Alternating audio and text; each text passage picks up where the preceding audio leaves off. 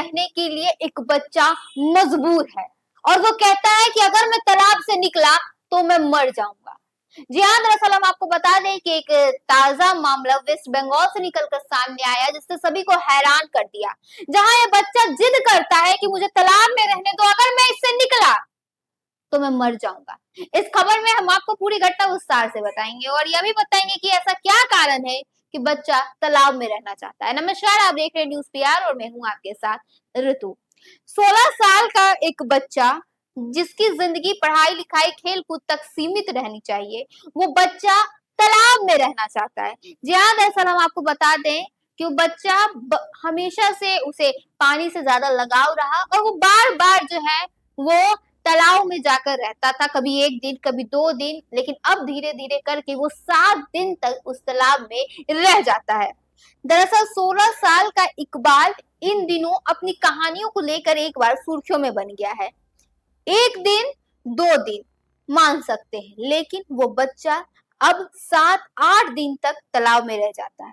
इसलिए स्थानीय लोगों का कहना है कि उसके लिए जल ही जीवन है नहीं, बल्कि जल में ही जीवन है कहा जा सकता है।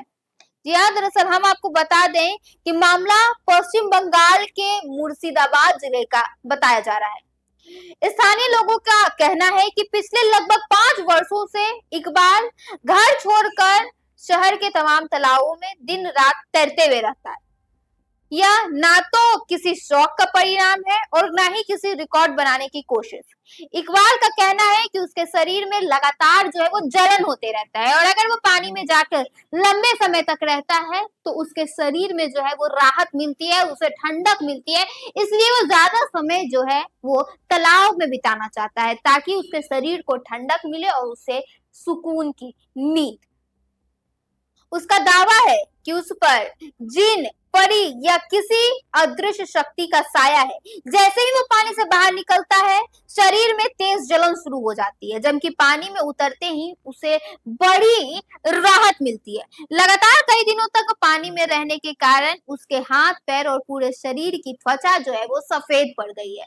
जी हाँ, दरअसल हम आपको बता दें क्योंकि वो कभी 6 दिन, कभी 7 दिन और कभी उससे ज्यादा भी, क्योंकि वो तालाब में रहता है, जिसके बाद उसके हाथ पैर सब कुछ जो है वो सफेद पड़ गए।